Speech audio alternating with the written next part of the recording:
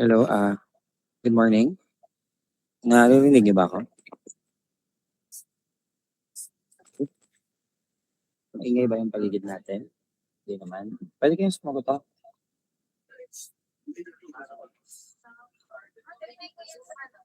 Okay. So, today, we'll be discussing about modeling in the time domain. Okay. So, ano ba ang modeling?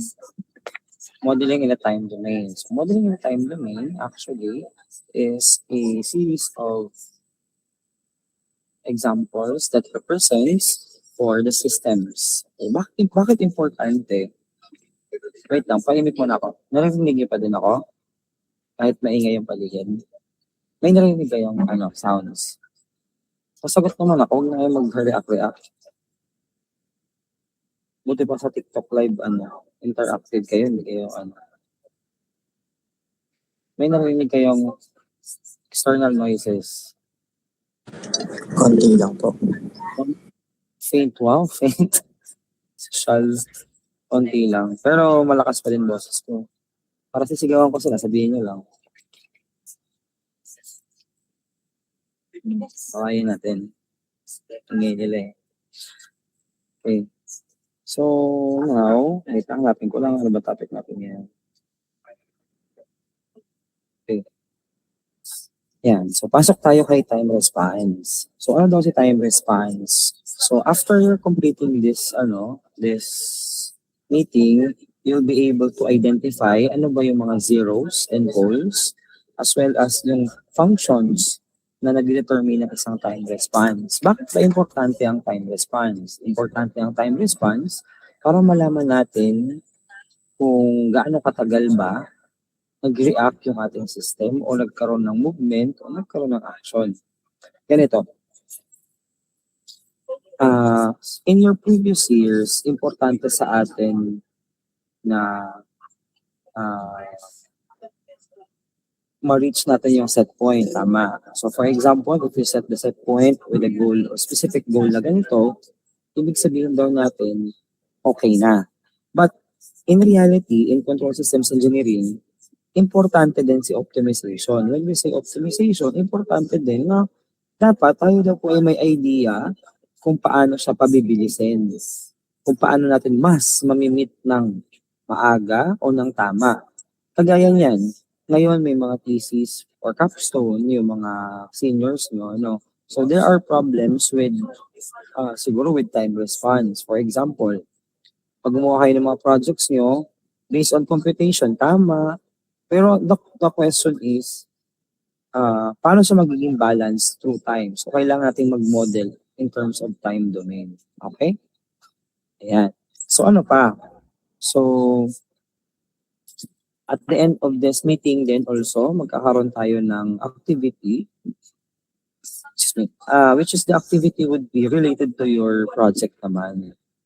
Kung nagtatanong kayo kung pwede nang magsimula ng project, yes, you can start the project siguro by by tomorrow. Makakapag-upload na ako ng format ng ating paper and the guidelines for the presentation and for your final output rubrics. Ayan. So, okay. Ayan. So, nung una, on the latter part ng ating discussion, nag-discuss tayo ng mga transfer function. Pero yung mga transfer functions natin ngayon is represented in a linear form. Ayan. Yung mga linear form or time invariant systems. Okay. So, ngayon, sa chapter, dun sa sinundan nating topic, nag-discuss naman tayo ng mga time domain via state space, 'di ba? Yung madamihan. So, after natin makapag-create ng model, which is yung state space, nagawa na natin yung system niya, ang gagawin naman natin ngayon is we will now analyze the system based on its output, based on its response. So, paano daw natin nakukuha yun? By the characteristics na provided dun sa solution o dun sa ating model or representation. Ayan. So, let's start first with the discussions of goals. Ayan. Ito pala, may ganito pa pala. introduction to poles and zeros, influence of poles and zeros in time response, and then first order and second order stems. Okay? Yeah, so time domain analysis or time response analysis. Kapag sinabi daw po natin na time, ako yung nadidistract. And so, sa time response analysis, sabi dito, it is a study of output with respect to time. Sabihin natin, TRA focus on stability of the system, the accuracy, and the possible error of the system. Ano po? Okay. Ay, wait lang pala.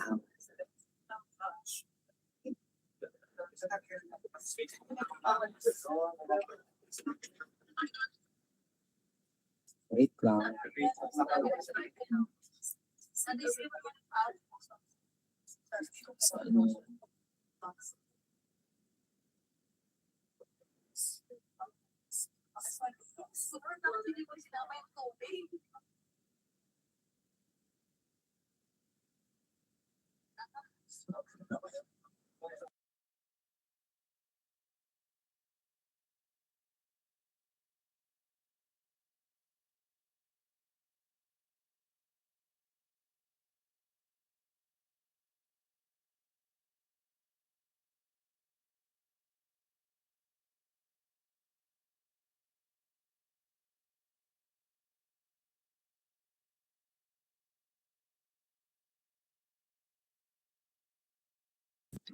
Okay, sorry. So, time response analysis, a study of output. Wait lang, sa pang.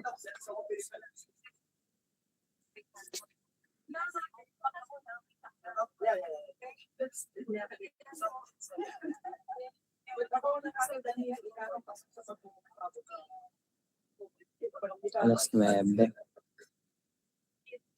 Alas 9 pa pala. Okay, so ito yung mga example ng mga time response natin. Okay, so now, there are two types of response in time domain analysis. First one is the transient response. The second one is the steady state response. So, guys, ano kaya sa tingin nyo yung pinagkaiba nung dalawa? Anyone from the class, para interactive naman tayo.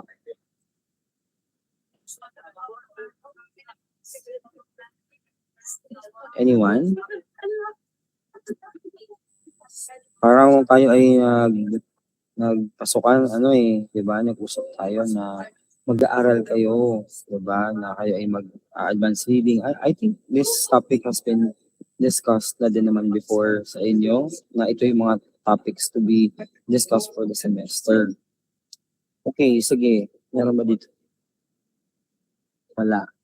So, in terms of transient response and steady state response, okay, ano yung pinagkaiba nila? So, start mo tayo doon sa meaning. So, yung transient response, it is the temporary behavior of the system right after the input is applied.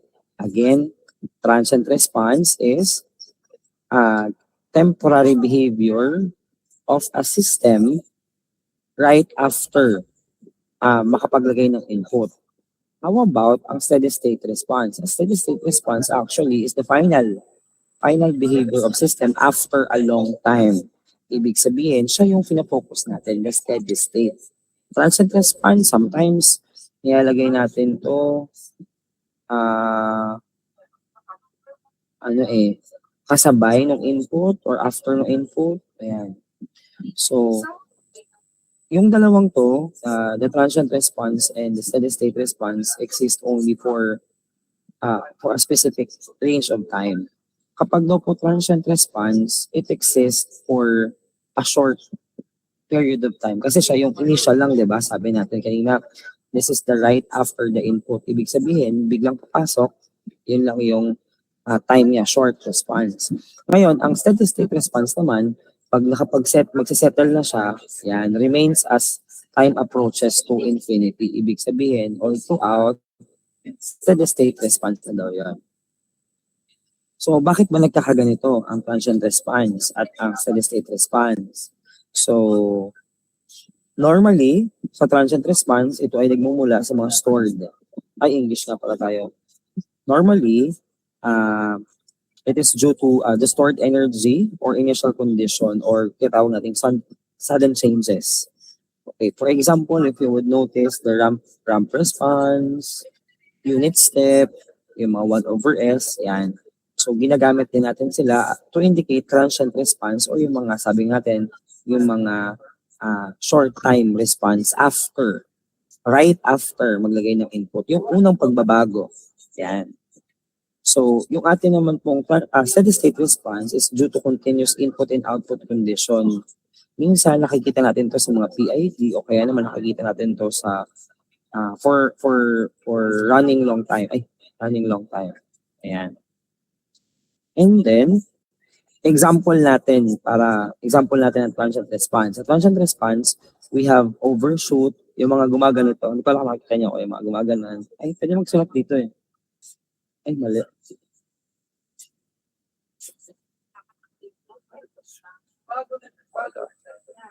So, yan. Diba? Pag yung response mo gumanyan, ganyan, transient response yun. Ang ano naman, ang steady state response naman is focused on the final value. Kaya yung mga steady error. For example, gumanyan, mga ganito lang. So, kitang-kita mo yung difference. Ano? So, bakit importante? Why is it important for us to learn about the different types of response in time domain? Because yung ating mga transient response, it shows how fast and stable the systems react for external input. Ano po? How about naman sa steady state response? Ito ay nakapakita ng mga accuracy of a system for the final output or final value. Ayan. So, who can give me an example of transient response and steady state response? So, kapag daw sinabi natin transient response is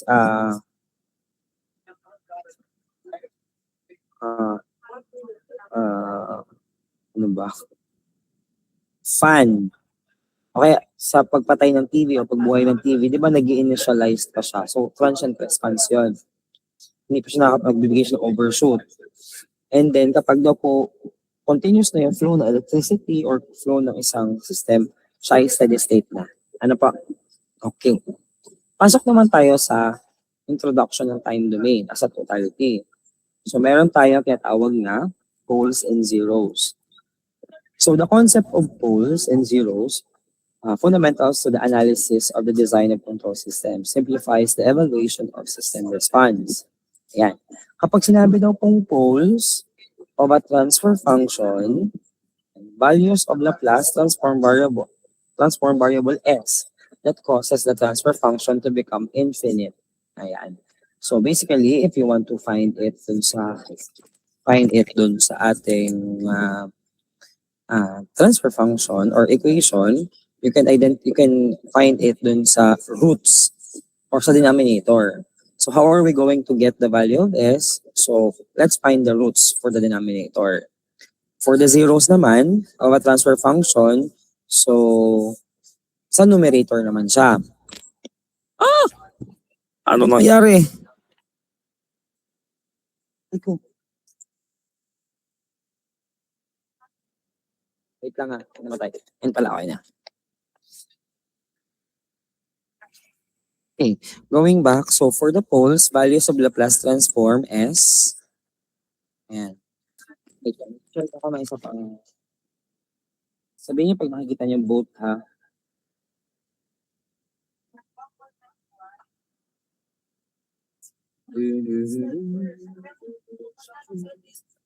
Nakikita niyo ba pareho yung ano ko, sinishare? Both the screen, the tab, sorry. The PowerPoint, wala pa nakakita. Wala nag-react ko lang sa salita. Kita po. Kita naman. Okay.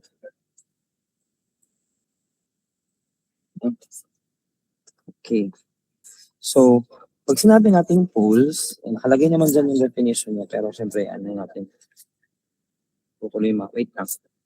So, magkaintindihan dito Yan. Poles. So, poles daw, ito po yung value of S that makes a system o yung tinatawag nating transfer function go to infinity. Ayan. So we denote poles. We denote pole sa x. At ito na po ang mga roots of denominator. Wait lang pala. Ano ba laman ito? PowerPoint?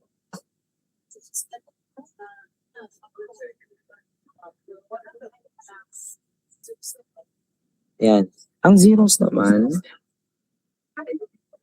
siya yung opposite naman po niya. Ano opposite siya? So the value of s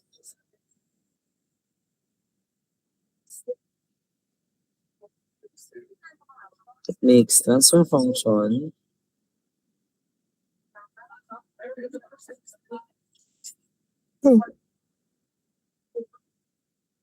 go to 0. As I mentioned sa inyo last time, meron tayong tinatawag na S-plane. Sa S-plane na to, na-identify natin yung iba't ibang mga parts. For this one, we have the real number, and for your, this is your imaginary number. Okay po. Sige, tuloy muna natin.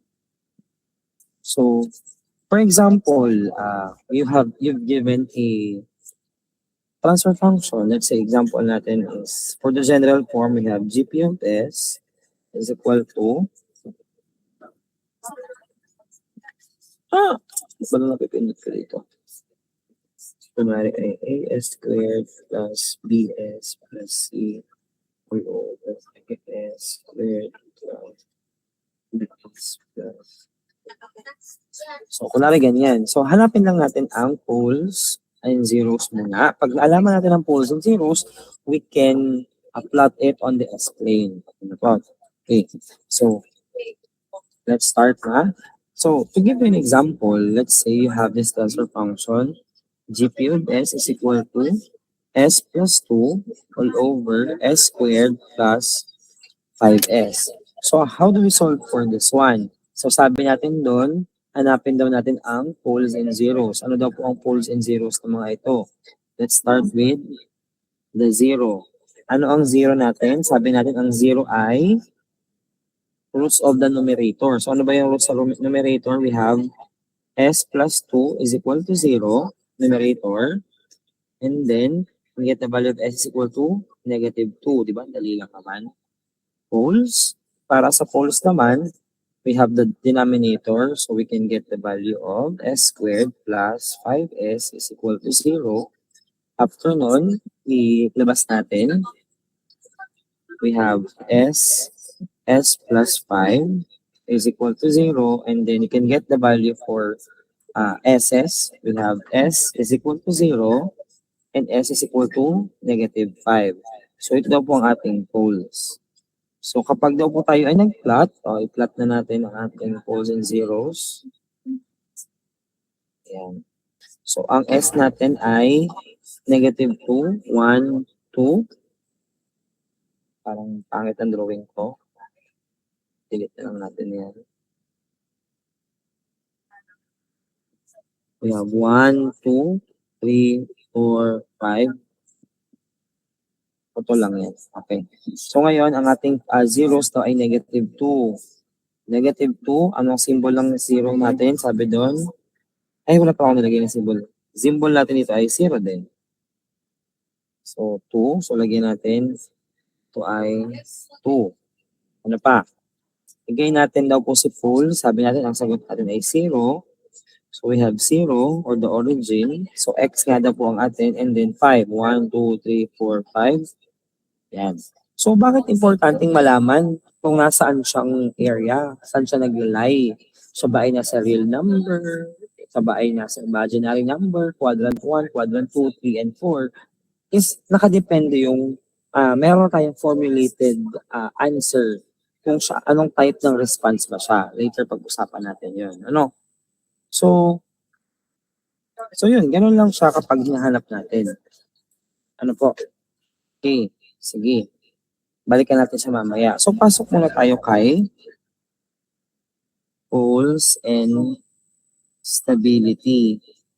Ito ay medyo nabanggit ko na last meeting. Ano po? So, wala akong ibigay na copy sa inyo, so pwede yung i-screenshot or copyhin.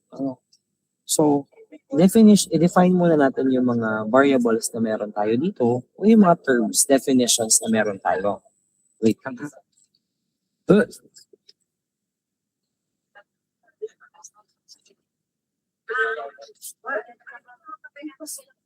Ayan. First, stability. So ano bang pagsabing stability o stable? Yung iba na pag-usapan na namin ito na Monday. So stability is how the system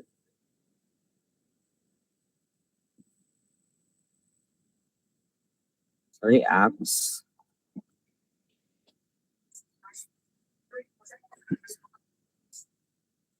and how namali tuloy ako, ang game mo. How the system reacts and if it's able to one point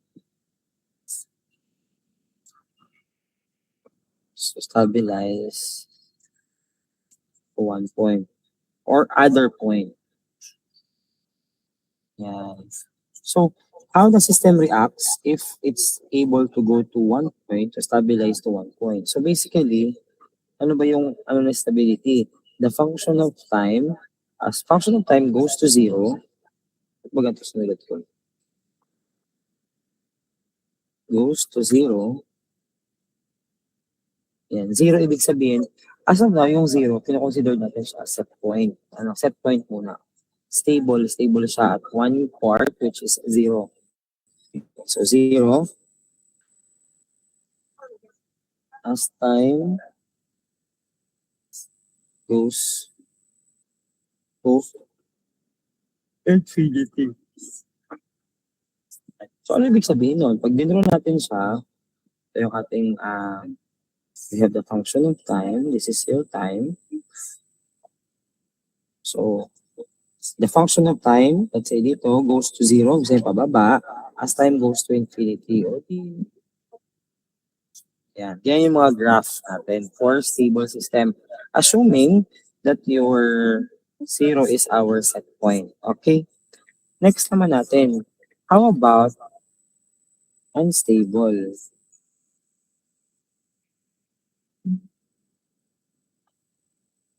So,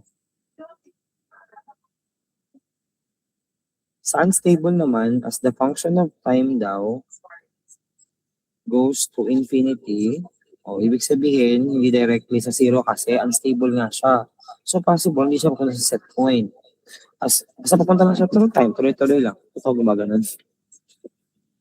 Yan, through time, function of time goes to infinity as time goes to infinity. Yan. So, ano yung mga itsura ng graph naman natin para dyan? Could have this as function, time. So, ang nangyayari, pwedeng ganyan. Ano po? O pwede namang biglang gumato ganyan. Tapos nagbabago ba? Unstable. Hindi mapakali. So, mind you, this is also your set point. Yan. And then last, sabi ko nga nakaraan sa inyo ng Monday, meron pa tayong iba't ibang mga klase ng stability or definition of stability. Next, we have the marginally stable. So, yung function of time daw does not decay to 0 or go to infinity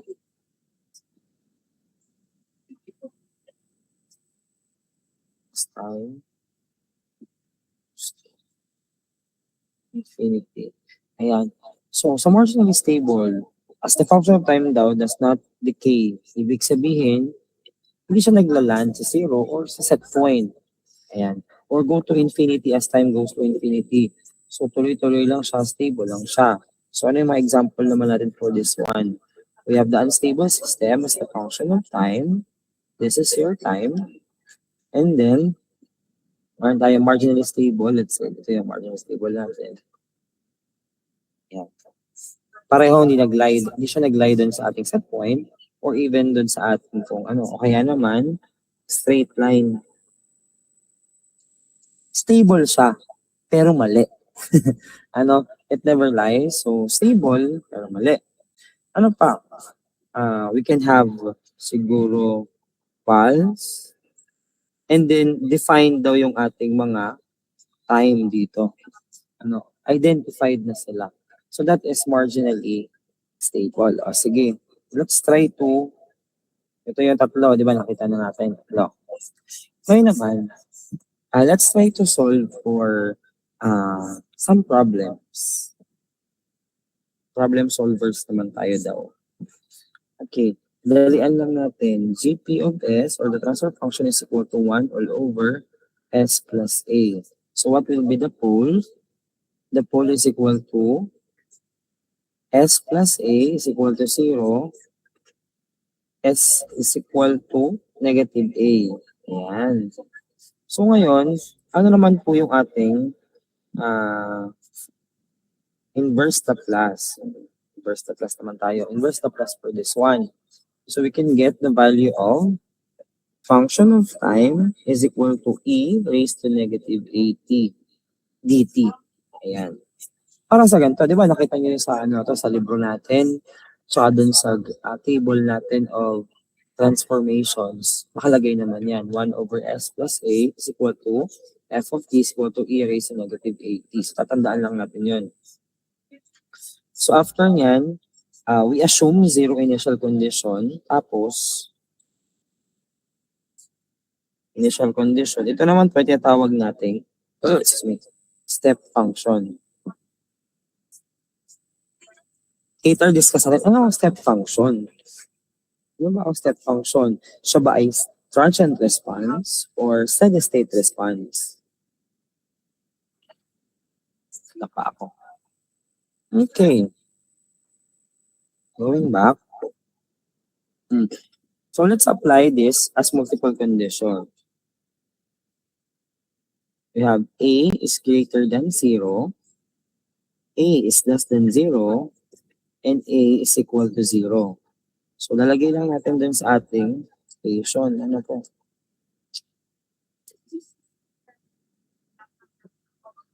If A daw, if the value of this equation is equal to, is greater than 0, ibig sabihin, 1 onwards. So your output would be, yung pole natin ay,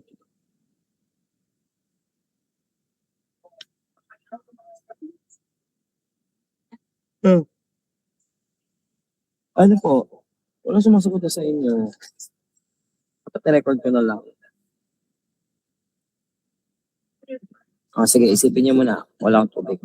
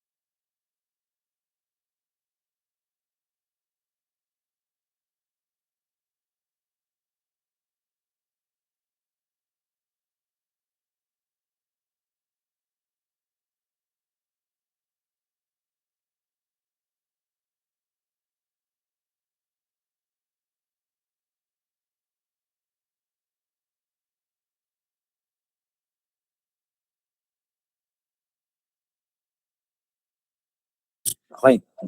Ano? Hala. Okay, so if A is equal to 0, then ano ba magiging response daw natin? O pababa.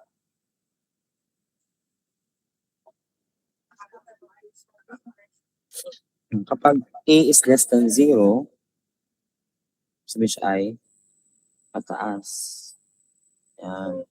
Kapag naman daw equal to 0, so flat line lang siya. So basically, we can identify that this system is, the first one is a stable, this is unstable, and this is your marginally stable.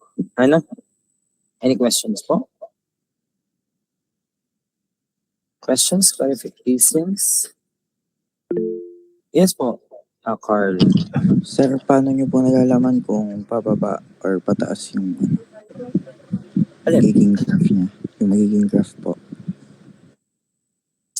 Eh, di ba nga ito, dito. Dito tayo sa S plus A. Di ba may S plus A tayo dito? Ito. So, yung value ng S daw natin is negative A. So, kapag tumaas yung value natin, o naglagay ka ng, let's say, 5.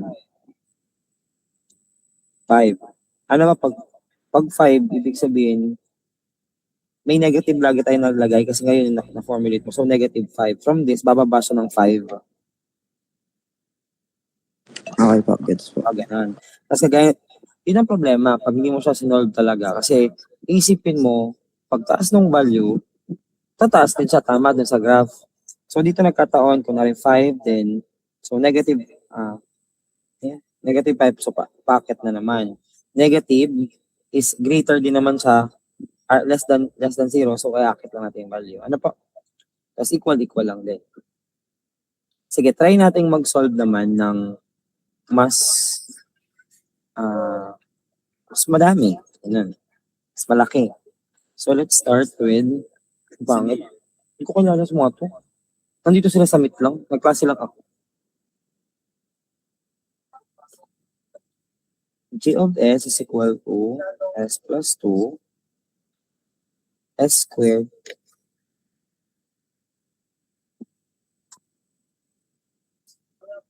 Ayan. So how do we solve? Solve nga po natin. Kayo nga po solve nyo in your scratch papers. Itong mga value na ito. Paano natin kukunin yung poles and zeros? Tapos paano ito siya i-drawing sa system o sa graph. Try muna natin. Kaya muna.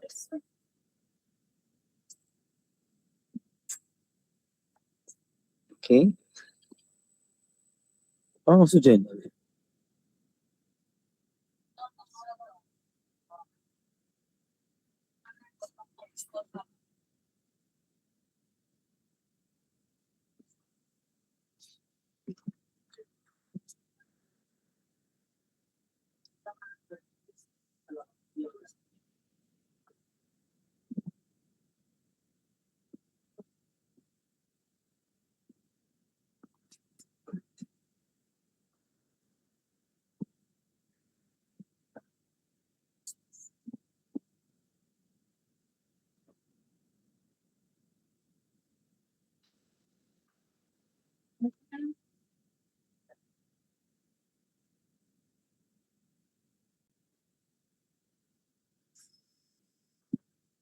Nagtatry po kayo mag-solve. So, hanapin natin muna yung values to get the poles and zeros.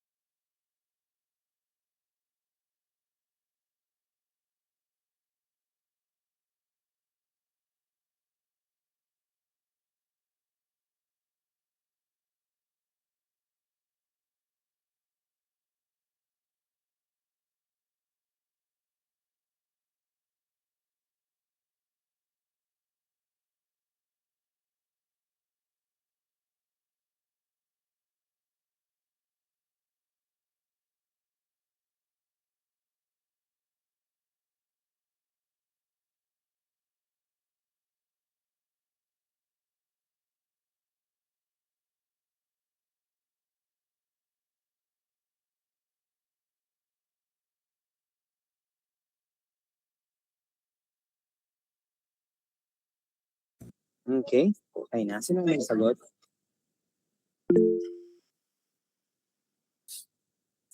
Sabi naman si Ernest, inantay talaga. So we have,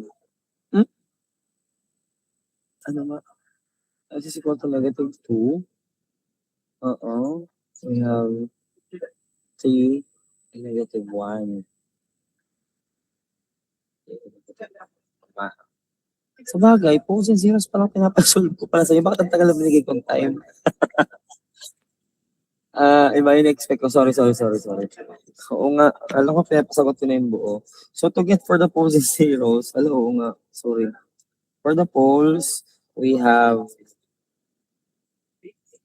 negative 3, negative 1. Para sa zero natin, we have negative 2. So, pag pinlat natin siya sa S-plane, so this is our real number. This is imaginary number. So, we have 1, 2, 3, 4. Para kay poles, poles daw ay negative 1, tsaka negative 3, tapos ang zeros natin ay ito. So, later babalik natin bakit kaya pinaplot ng ganyan. Now, let's identify if it is stable, unstable, or marginally stable. So, how are we going to do that? Sige, copy natin to.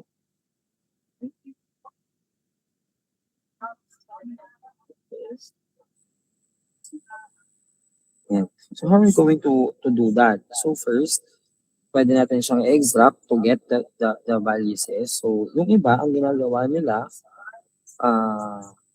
ibang method. So, but for me, again, this is my method if you want to choose your own. So, wala pong problema as long as we arrive on the concept, theories, pupunta dun sa final answer.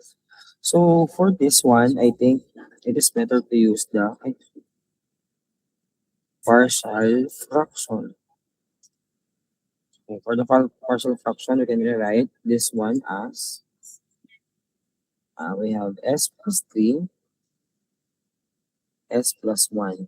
Okay, so we can get the value of a all over s plus 1, then b, s plus 3.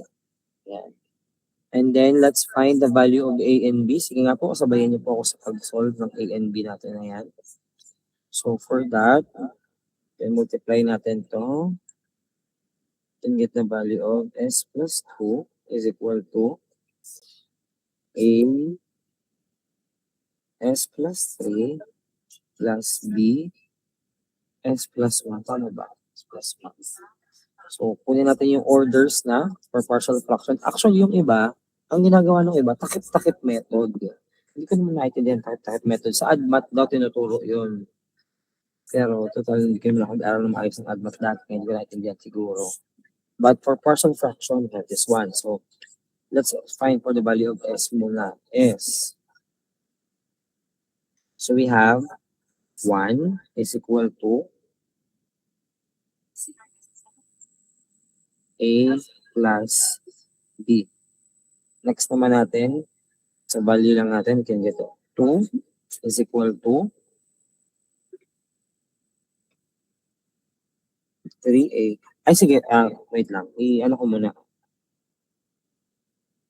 S plus 2 is equal to as plus 3a plus bs plus b. Ayan. Baka sabihin, saan nang galing yan nga ni? Ito na have. Ano nga? S. So, s is equal to 1 is equal to, ano yung may mga s lamang? So, we can get the value of a plus b. How about the lower values? We have 2 is equal to 3a. Ayan, 3a plus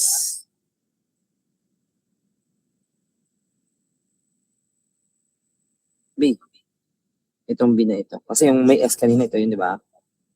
Bakit ba yung nagamit ko? Ito, di ba? May s as in s. Ayan. So by that, let's identify or let's get the values. So start tayo. So from this one, we can get the value of b. b is equal to 2 minus 3a. Tama ba?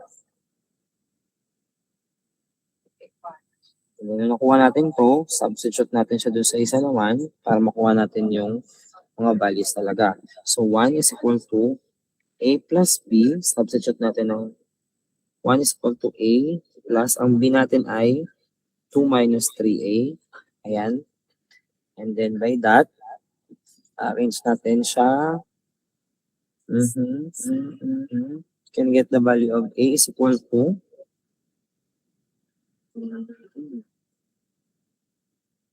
negative 2, negative 2.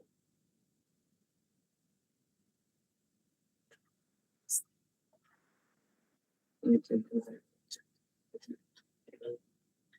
Divide natin siya. A is equal to 1 half. Then after nun, substitute naman natin ito para makuha natin yon. So we have B is equal to 2 minus 3A is equal to 2 minus 3 halves. Halves pa yun. Hindi naman. Tayo get the value of 1 half din. So kung 1 half yung sagot natin dito, let's now go to i-apply na natin sa equation natin. So ano yung equation nga natin, di ba? Ito.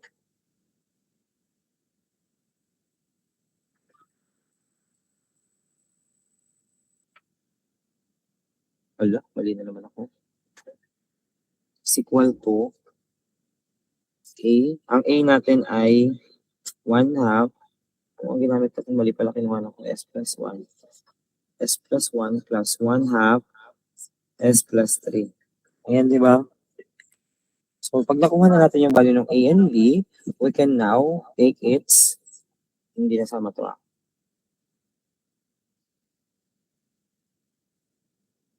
Now, take the inverse Laplace.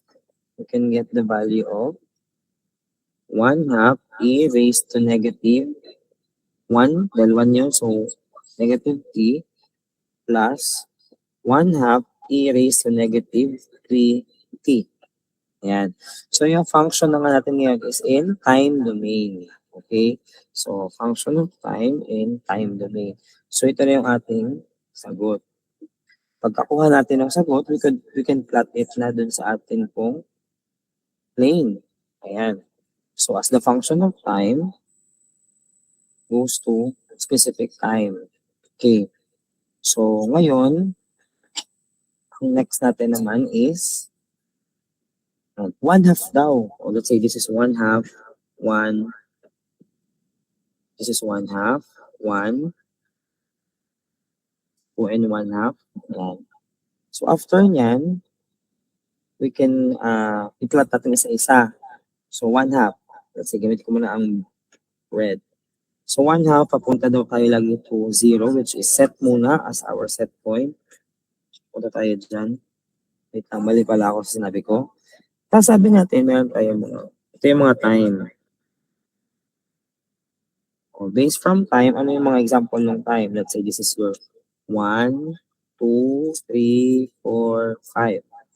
So, pag pinlat natin yung sagot natin, 1 half. Start na tayo kay 1 half. Papunta daw siya kay negative 1. Ayan. Tapos, yung isa naman, 1 half, papunta daw kay negative 3. Ayan. Pero, since this is combination, kukombine natin sila. Malamang combination nila, hindi ko combine. So, pag tinambine natin, we have 1 half, 1 half.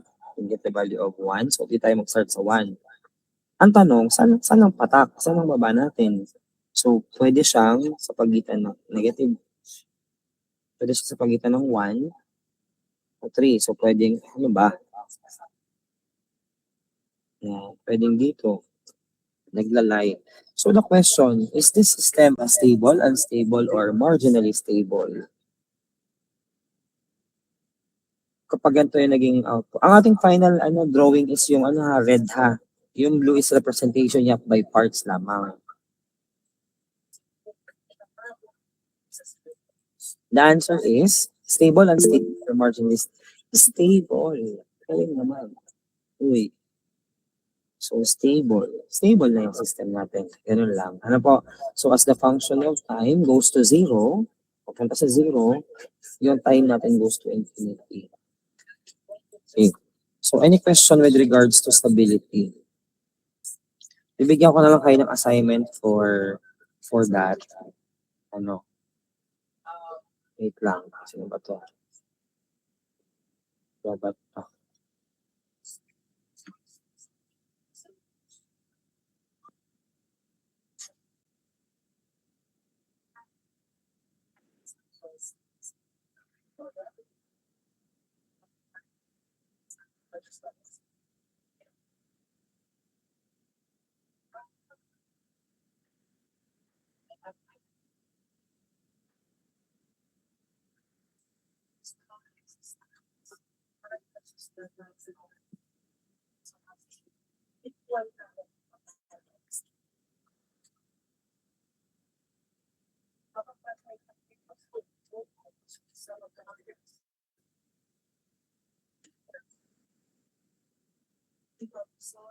Okay.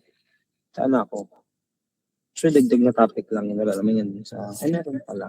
So now, let's go naman dun sa ating... Oh, labas mo na ako ulit. Balik tayo sa PowerPoint natin. Ayan. So na-consider na natin ngayon si poles and zeros to identify the transfer function, to identify if it is stable, unstable, or marginally stable. Now, let's go to output response of the system. So, ito daw po ay pinagsamang force response at natural response. Ano naman daw po pinagkaiba nito?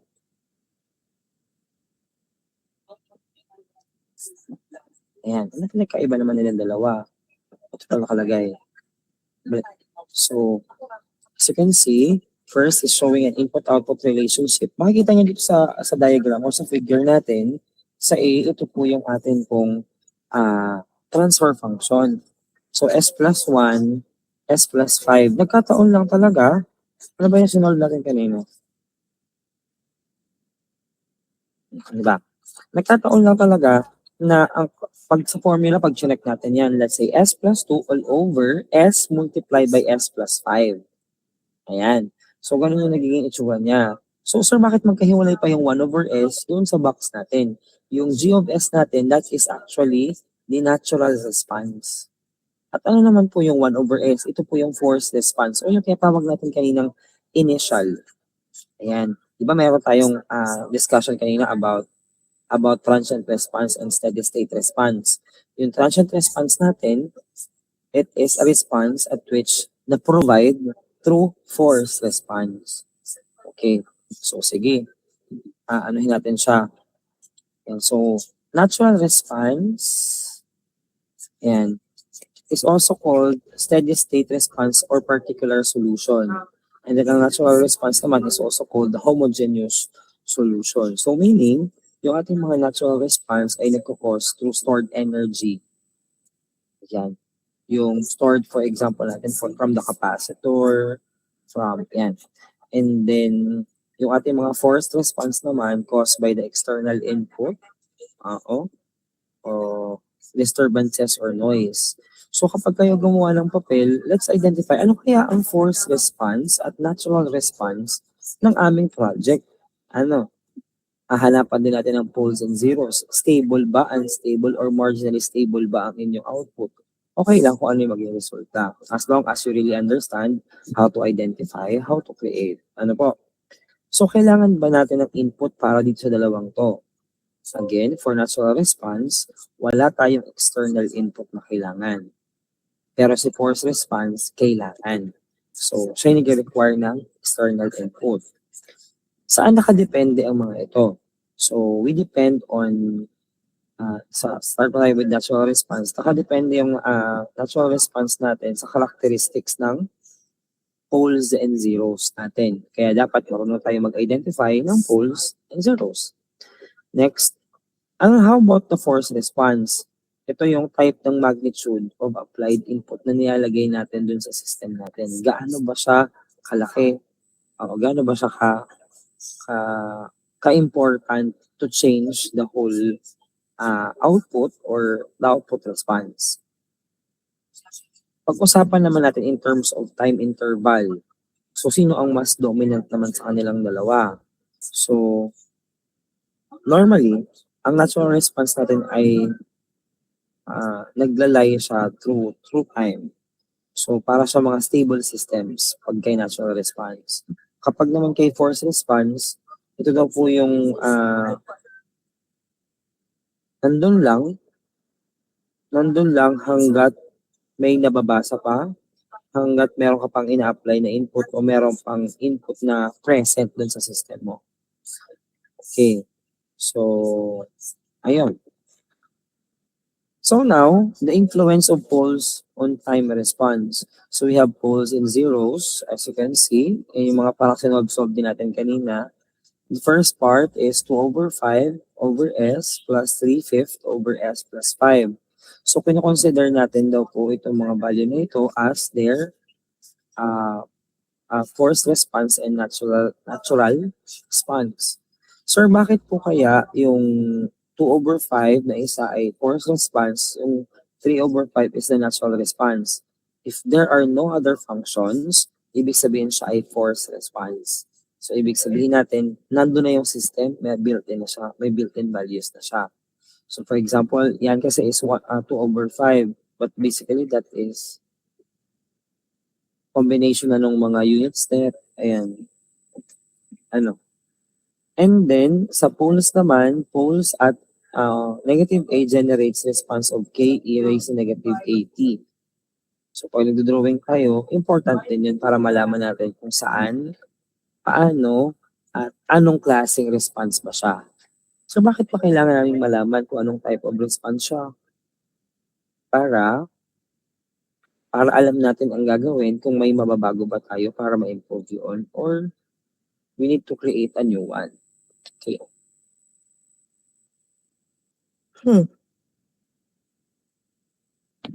If you would notice, for first order system, we have the general form of K all over omega S plus 1. So basically, this is a format. Kung napapansin nyo din sa atin kung electromechanical, di ba ganito din yung general form na pinupuntahan natin? Bakit? Kasi in preparation for time response. Ano po, isa-solve lang natin yun. And then, yeah.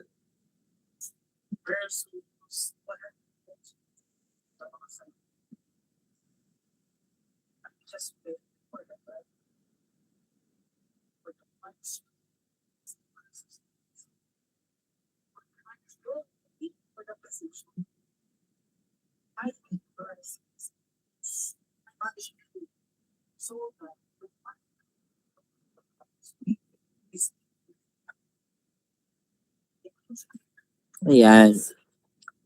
So for the first order, we have transient response, gradual change of the output from initial to the desired condition.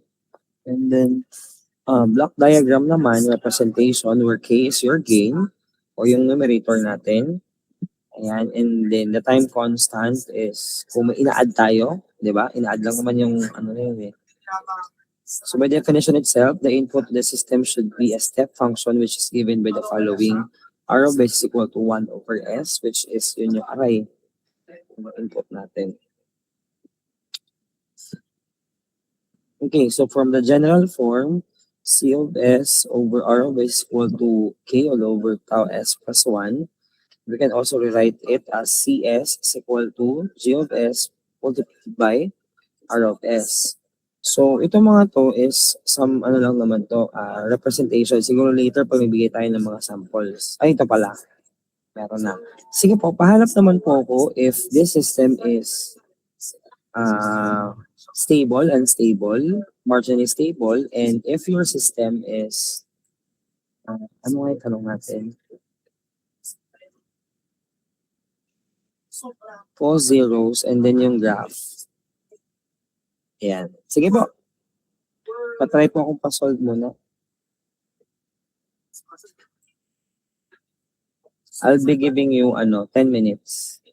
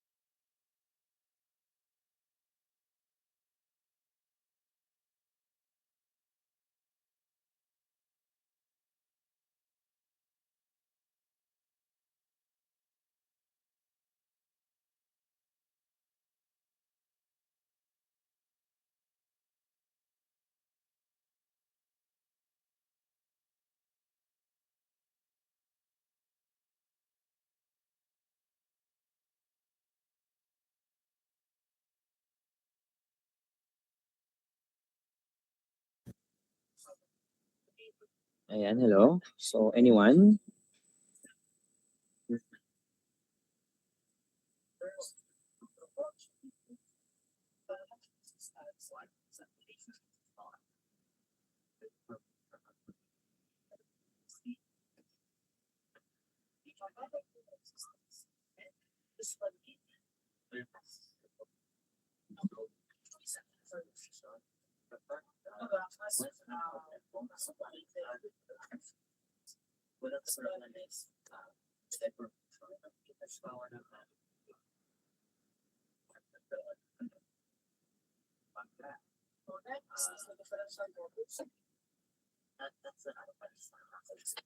Wait lang. Sige, sabi mo na kayo.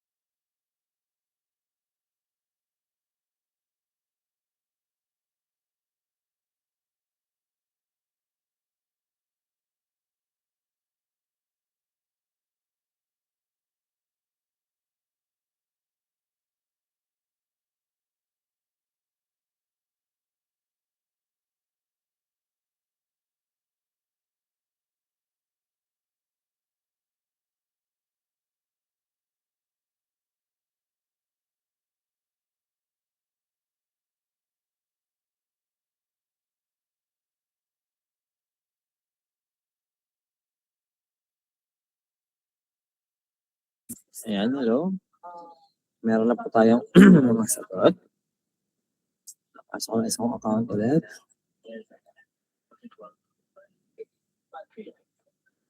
Share lang natin.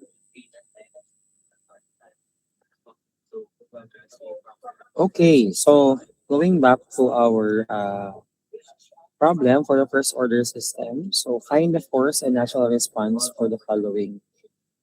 So, bako lang to.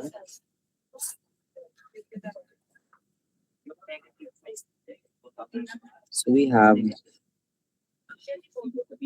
R of S. May sagot ba kaya pala? Sagot kayo. Wait lang. Magamit yung mouse. Sikip na nandito. Masagot na. Sige. So we have R of S is equal to 1 over S. So, mga response natin yan. Ano? So, for each system, sabi natin kanina, we have C of S. Ano ba yung PowerPoint?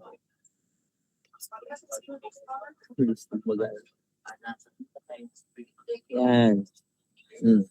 So, let's start with the system. We have 5. Tama ba? 5. Tapos, we have 5S plus 5. So, output in Laplace, we have C of S is equal to 5 over S plus 5. Multiply natin ng 1 over S, we can get the value of, 5 over S plus 5. Okay. So after doon nga, let's do the partial fraction. Ewan ko may ako sa partial fraction eh. We have 5 all over S plus 5 is equal to A over S plus B S plus 5. So, multiply natin yung denominator dito. Diba ganun yan? S plus 5. So, we can extract. Get the 5 is equal to A S plus 5 plus BS. Tama ba yan ako?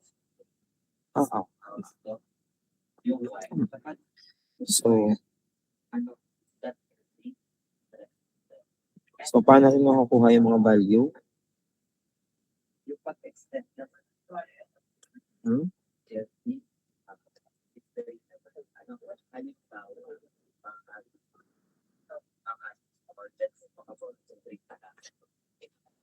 Ani, ano na?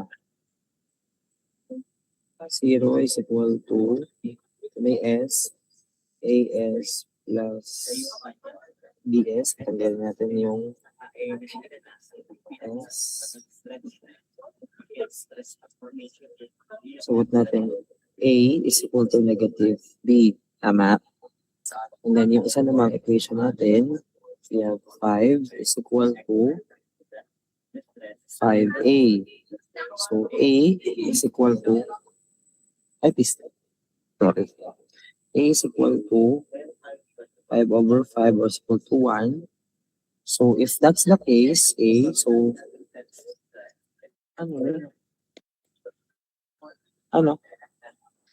that's the case, we have B is equal to negative 1. So, lagay natin yung sagot natin doon. So, pag nilagay natin, we have C of S is equal to 1 over S minus 1 over S plus 5. So, kunin natin ang inverse Laplace. Pag nakuha ang inverse Laplace,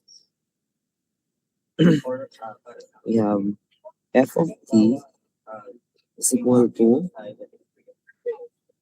1, which is forced response, kaya 1 yun, 1 over S, di ba?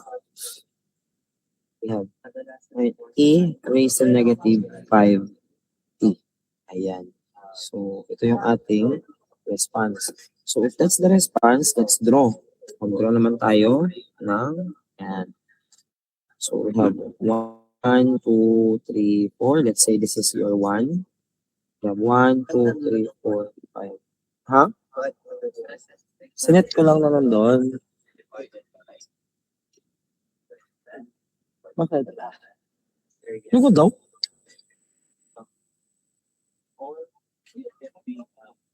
Sorry, nakatingin pala kayo sa akin. Wait lang. So, this is your 1, 2, 3, 4, 5. Sabi doon, yung una daw, 1. So, unit step, 1. Ibig sabihin dito mag-i-start. So, yung response natin. So, dito ang start. And then, 1 din yun. So, minus E raised to negative 5T. Ibig sabihin pababa. Yan. Okay. Okay. Ay, hindi pala. Hanggang ano lang tayo pala. Joke lang. Ang pinapahanap lang pala ay ano lang. Ito lang.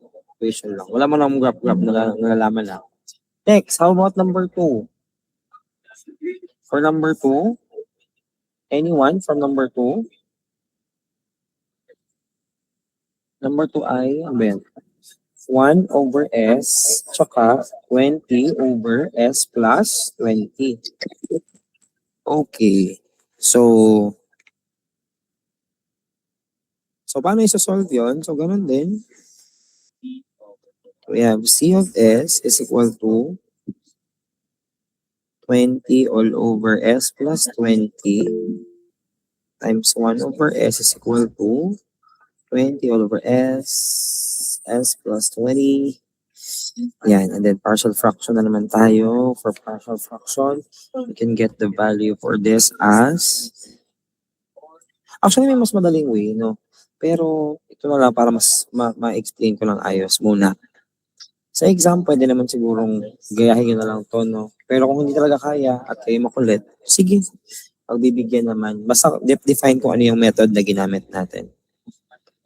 So, we have 20 s plus 20 is equal to a, b plus s plus 20. Okay, multiply natin siya. Ngayon, 20 is equal to a s plus 20 plus b s. Tama ka nga. Yan. And then we have 20 is equal to as plus 20a plus bs. Start tayo kasi yung mga value ng s. For s, 0 yun. So we have a plus b. So ganoon na naman. B is equal to negative a. Kapag yung 0 naman, so meron tayong 20 is equal to 20. Ayun yung palang sagot. Yatay. 20a. 20. So we have a is equal to 1. And then ang b natin is equal to negative 1. Same lang. Honey, okay na tayo for first order? Pares ng candy?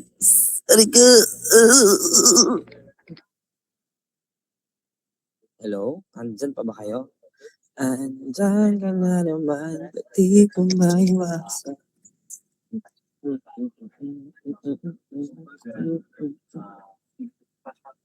Ay, bumalik ko din.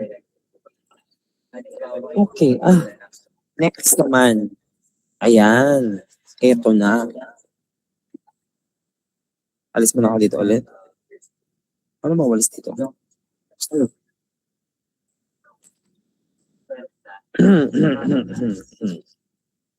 People of the Philippines, welcome back.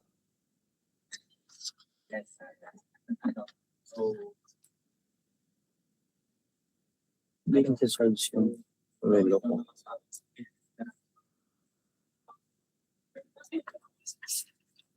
Hindi natin ang libro muna mga guys. Ang mga topic tayo. Okay. So let's go naman kay time constant. As you can see, time constant daw. Sabi dyan, as you can see on the figure lang muna sa graph. Ayan. Time constant of a response. Ayan. So the time constant can be described as the time for e raised to negative 80. Yung ginagawa natin kanina. So to decay to 37 of its initial value. Bakit may 37? Nasa yung 37? 37 actually, if you would notice, yung 1 over a, yan, yung 1 over a natin sa baba, nakikita nyo?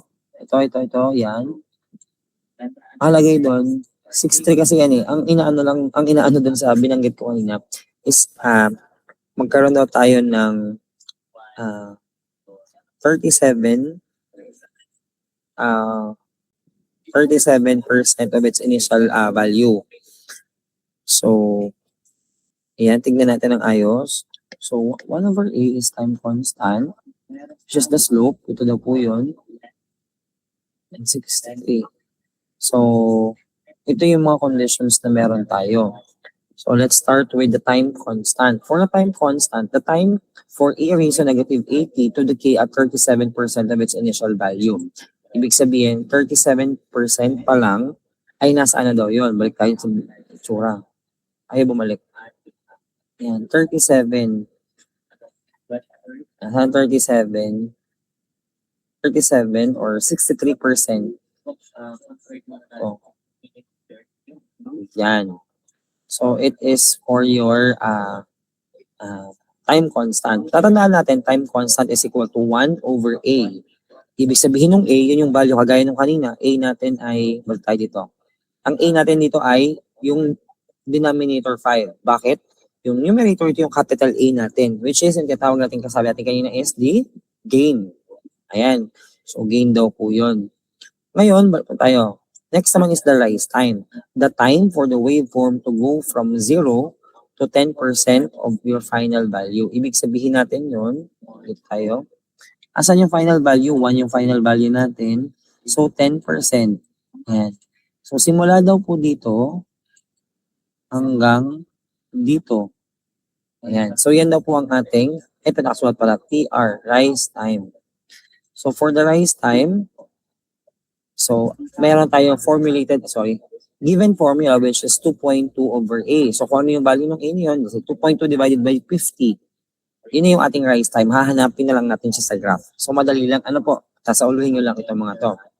Next is the settling time. Settling time is which is defined as the time of the response to reach and stay within 2%.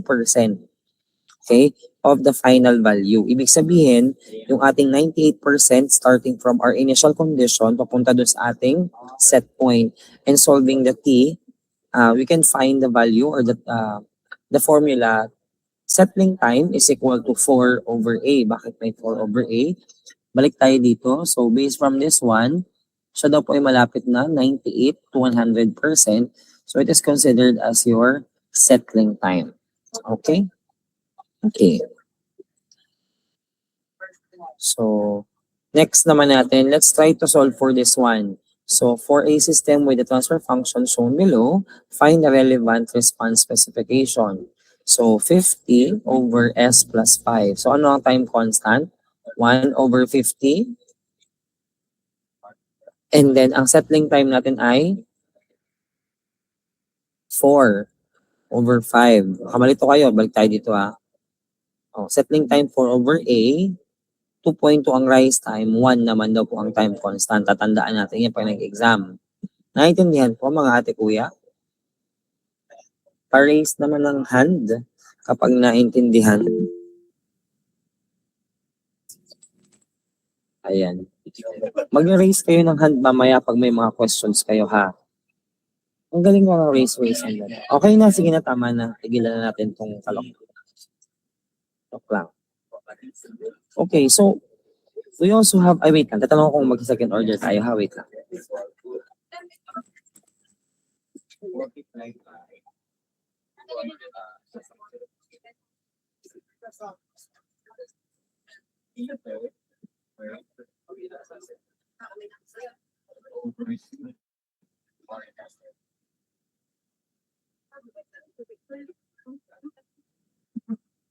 Anong area natin? Pwedeng i-direct na natin sa 5 times 1 times 5.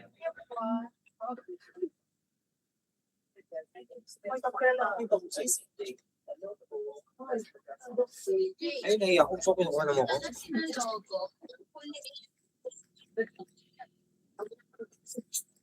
Yan. So, hindi muna. Hindi muna kasi nahuhuli yung iba.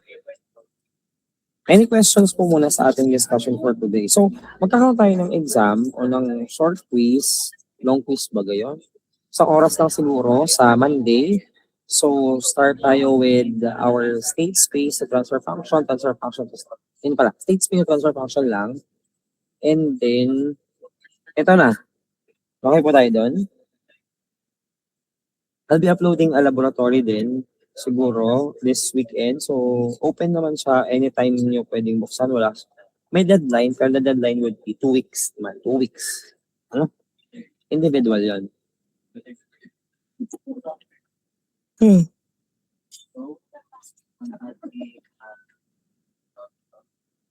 Any questions po? Yes po, Aris. Sir, 50 nga po yung aim mo dito na sa GOS. Ayaw nga, parang hindi pala tayo tapos, no? 50. Okay po, thank you. GeoBest. G is the system. Ano po? System. Okay.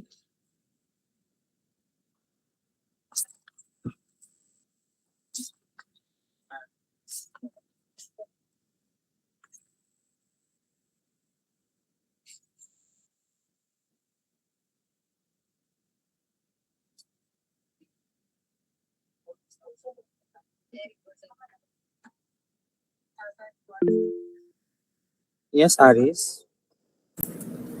Sir, ang gain po sa G of S, yung po yung nasa numerator po ano, Yes tapos yung po. naka-plus sa denominator yung 8. Tapos tayo dito. Ito po yan. Ito yung ating game for the first order, yung K. Nagkakataon lang na pinareho ko lang sa example. Mali niya magkaiba naman sila sa totoong buhay. So normally, kapag ang iyong numerator at yung denominator value ng A is magkaparehas, ang output talaga natin ay hindi mapagkakailang. Laging ganito, pag ganito lagi ang problem. Pwede lagi yung graph natin ipababa. Ano? Ayan.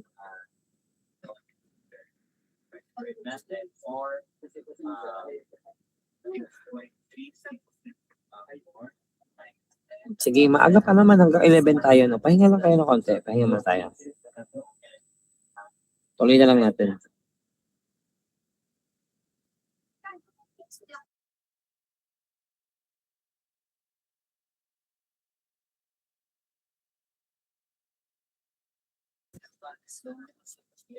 Ano tayo? Water break? Ano bang gusto yung break? Wag lang break up. Break lang tayo ng mga 10 minutes.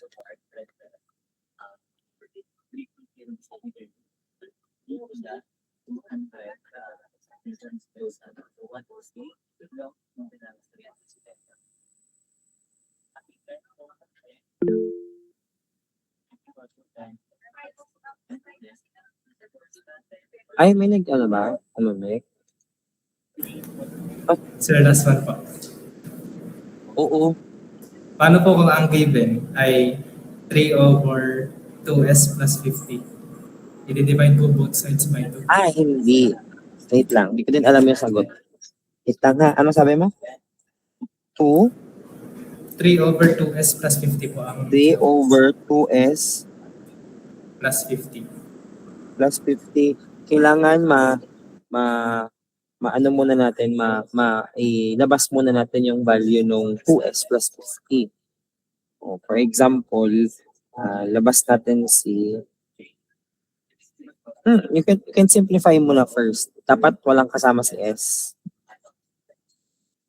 Kasi yung general formula niya walang kasama. So, pwedeng mailabas. Pwede mong gamitin as s plus 2.5, s plus 2.5. Depende wait lang.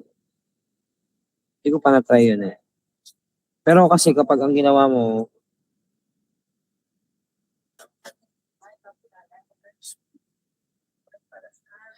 hindi. Same lang. Tanggalin mo lang yung 2. Pag nakuha mo yung 50, doon tayo sa graph babawi. Ibig sabihin, doubled yung system. Hindi din pala. Oo nga naman. Wait lang, itatanong ko.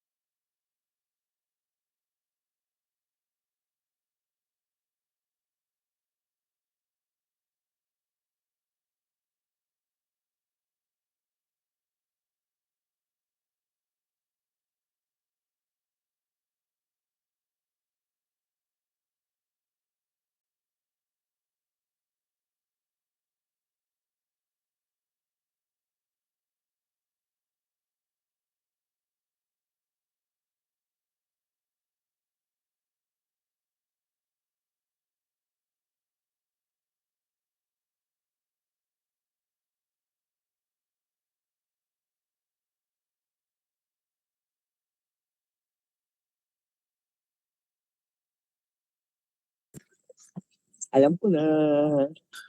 Ano daw? Sino ka nagtanong? Ano daw? Yun nga, tama yung sabi ko kanina. Kailangan matanggal natin yung 2s. So, kung yung 3 over 2s plus 50, pwede mong gawa ng paraan matanggal yung 2 para ma-retain tayo dun sa general formula, which is, pwede tayo mag-multiply ng multiply multiply ng 1/2 sa numerator and denominator para ma-extract siya so we can get the value of. Hindi po ako, ma'am. Isa lang.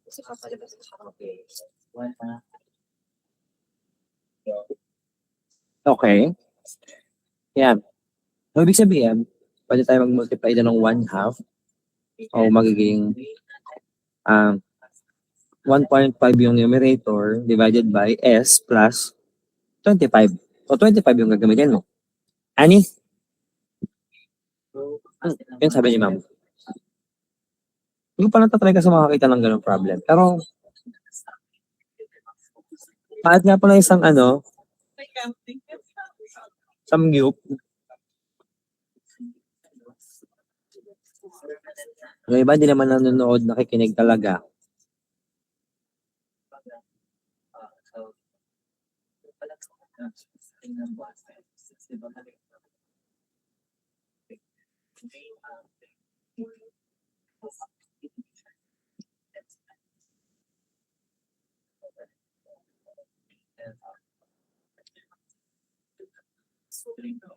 Okay. Narinig yung mga nasa paligid. May mga narinig kayo mga... Hello? Ayaw nyo ha? Sige, tuloy natin po. For the second order system naman,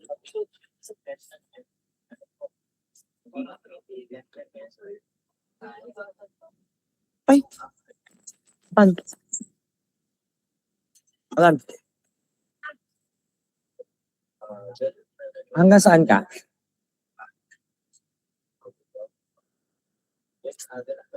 Pagtapos natin mag second order, block diagram na. Tapos na pala kami, parang hindi ka. Mauubos ako ng topic eh. Second order na kami. Kaya naman to first and second order. Wait lang, isipin ko muna guys ha. Pabuot nga ako. Press 1 pag tuloy, tapos press 2 kapag tigil muna.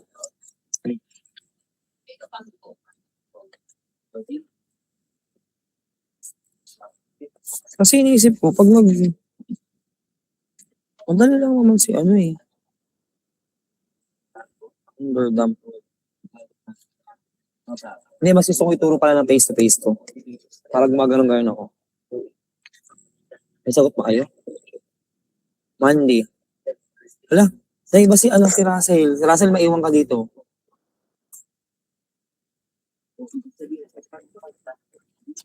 Joke lang po. Hindi, maiwan ka dito.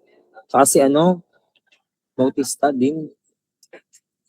Pero madali lang naman to actually. Pasadahan ko lang ng mabilis ha. Ma'am April, nung nagtanong ka tapos natuloy mo din naman pala. Kaiyamot. Okay, for the second order system, we have the general formula pa din. So, kinaibahan niya. Second order na siya. Ibig sabihin, may squared na dun sa ating numerator. So, humaba lang din yung ating system. Pero same pa din siya. Yung numerator natin would be our gain. Yun nga lang, meron tayong undamped natural frequency. Tapos damping ratio. And then, roots ng denominator, syempre medyo mas mahaba yan. Pero ang focus natin ngayon is the natural frequency and damping ratio. Sige, assignment na lang for you to read about this one. Alam natin yung second order system. Solve tayo ng ganito to get, again, a value. And then, ma-identify natin ang mga iba't ibang klase ng response. Ito ang gusto kong makita sa inyong final project. Ayan. So, may mga graph na tayo mapipresent. Okay? Okay, sana na lang yan. Monday. Basta, make sure to review because we'll be having a short quiz on Monday. Siguro 30 to 45 minutes lang yon. Kaya-kaya yon. And then, class tayo ng second order system. After second order system, calendar. Tandaan natin mga gagawin sa buhay. 27, oh my God, may defense. May defense ata.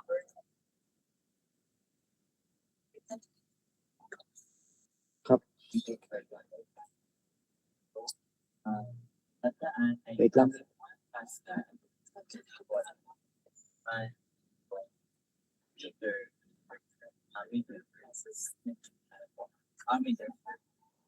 State space, kuya. State space, papuntang transfer function. Tsaka yung ngayong araw, yung ginawa natin, diniscuss natin. Yun ang kasama.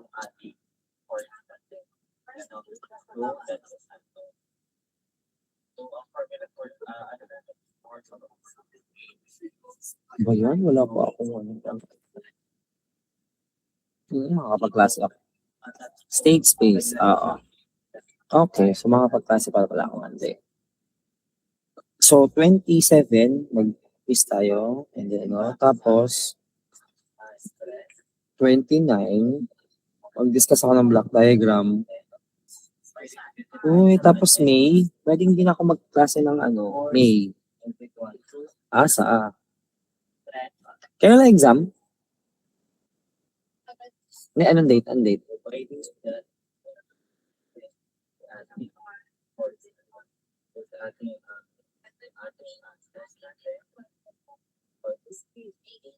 Atan, ang presentation natin ay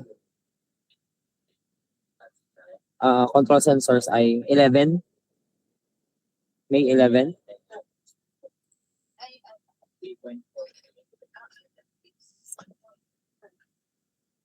Sige. Naman di klase namin piece to piece. Ayan na lang, guys. So please be prepared.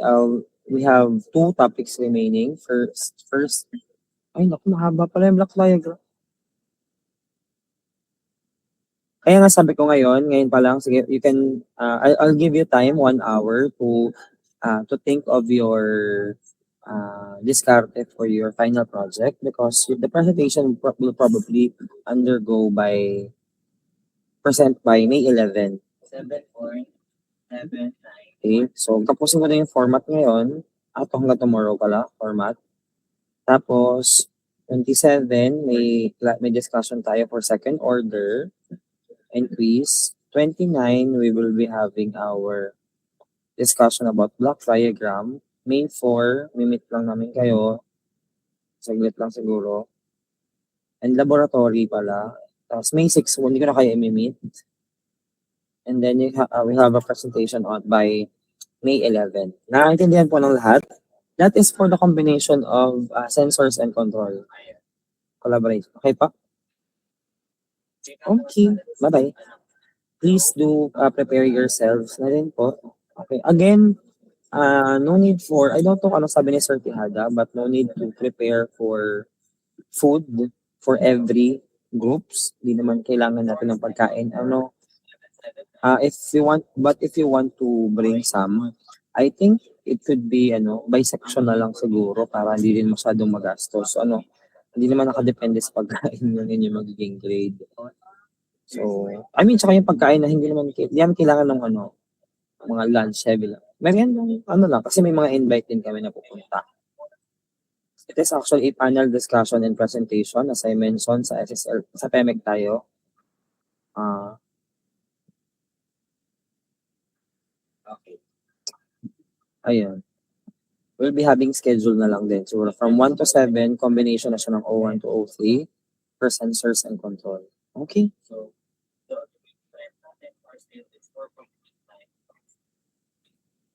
okay po. Ayan. Kung wala na kayong questions, I think let's call it a day for this meeting. And let's be prepared for our next topic, second order. After second order, we go to the block diagram reduction. After that, tapos na tayo. Okay po. So again, May 11 is our presentation. If hindi matatapos ng May 11, pwede natin siyang yung iba. Makikita natin yan by 4 p.m. kung hindi talaga kakayanin.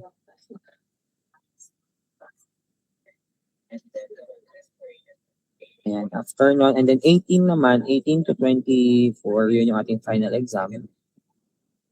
Okay? Okay. Bye-bye. Thank you and good morning. Yun yung response. Timing nyo. Yeah, bye-bye. Bye-bye. Thank you po, sir. Thank you po.